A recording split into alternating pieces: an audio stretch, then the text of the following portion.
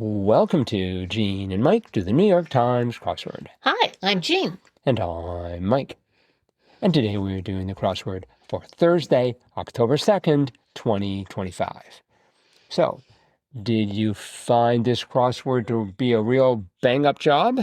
I personally found it mind-boggling. Ooh, very nice. In the pun wars, I believe you just won. So I liked this puzzle because it was interesting and fun, and it had animation. And I did it on my phone, and I wish I hadn't because I would have loved to have seen the animation on my computer. Mm-hmm. But it wasn't too bad on my phone. But it was in black and white. I don't know what it was like on computer, if it was in color or not. But anyway, it was fun. Mm-hmm. Mm-hmm.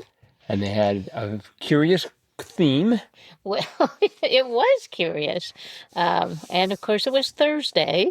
So you can always think that you might run into a rebus on a Thursday. And we certainly did in this puzzle. In fact, there were, six rebuses, but thankfully they were all the same rebus. Mm-hmm. And that was the word mine, M-I-N-E. And it took me a long time to figure out there were rebuses in here because there were so many words that I'm like, I can't think of any word to put in there. Mm-hmm.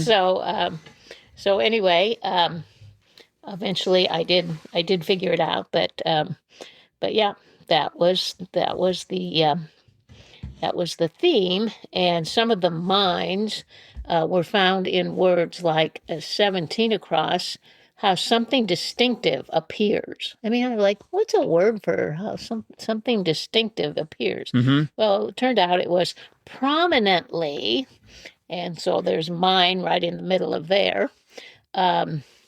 22 across, shortage of a sort. I'm like, what could that be? It was only 3 letters. Well, it turned out it was more than that because the answer was famine or famine.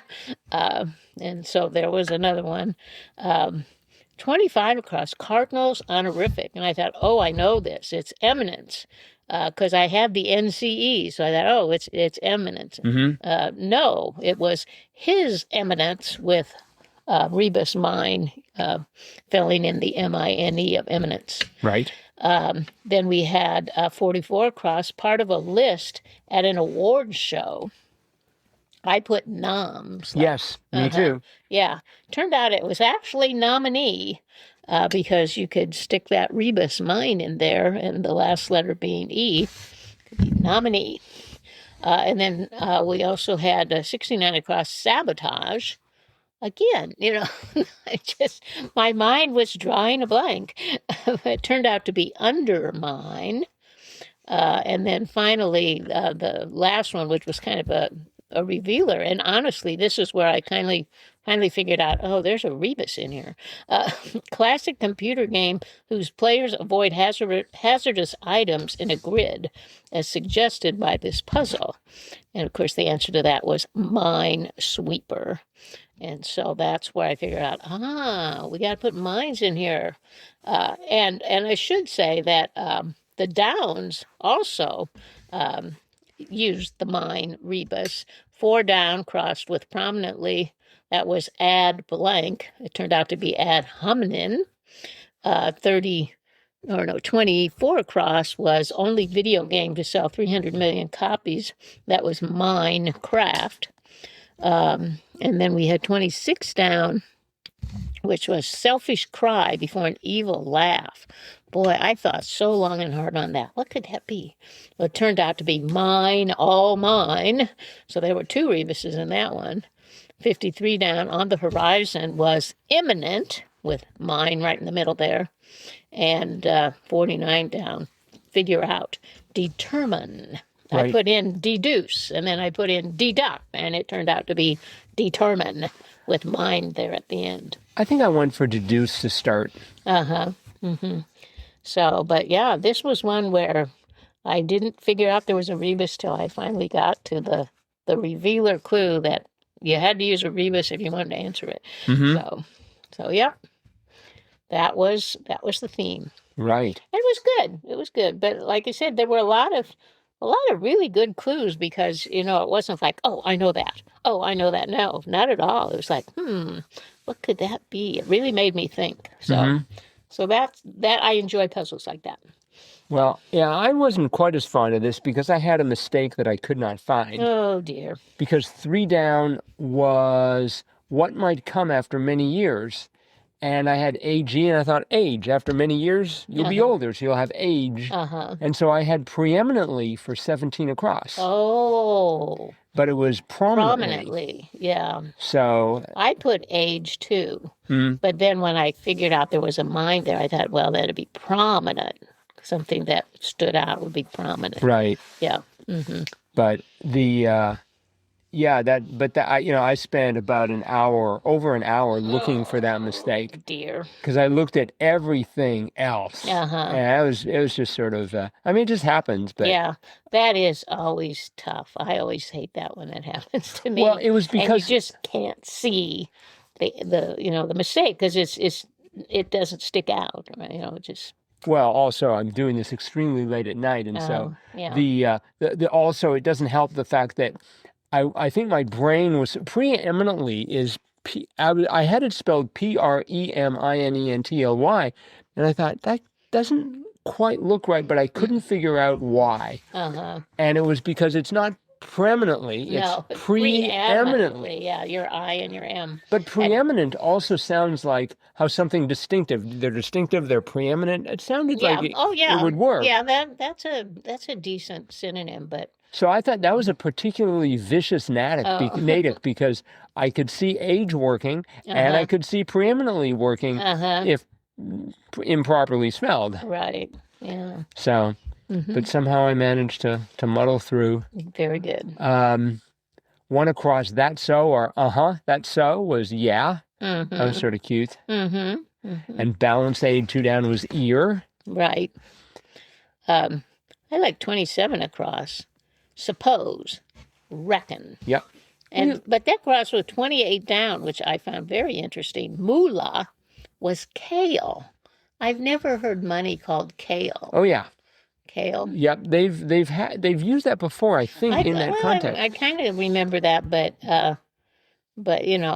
lettuce. I've heard money called lettuce, but I don't think I've ever heard it called kale. Well, actually, you may recall from July 10th, 2019. Surely you remember when David J. Kahn clued kale as moolah. Oh, okay. 2018 it was moolah. I wonder when the first time it was moolah. Let's see. It was moolah in 2011. It was scratch a couple of times in 2010 and 2011. It was moolah in 1994. Well, that was 1940 long before. 1943. No, it was not moolah in 1943. It was first moolah was spelled without the H. That must have caused controversy in 1974. Wow. Okay, so it's been moolah for a while. And actually, it's shown up a total of 201 times. Those. Wow, that's quite a lot for a word. A and E must appeal to the algorithms and to the constructors. Yep, no doubt. No doubt. There were all sorts of clues all over the place where I was doubting myself, like 39 across. Writer Zora Blank Hurston, Neal, Neale. But I thought, I think that's right. Yeah. Yeah. And then even 46 across, biker selection was gear, and I was like, is there anything else? Maybe they could select a bear, but that didn't work with the down. I found out 22 interesting. 22 down, home of the most literature noblest in history, France. France has the most literature noblest. Yeah, for some reason I was going for Ireland, but of course I wouldn't was thinking, someplace in the UK.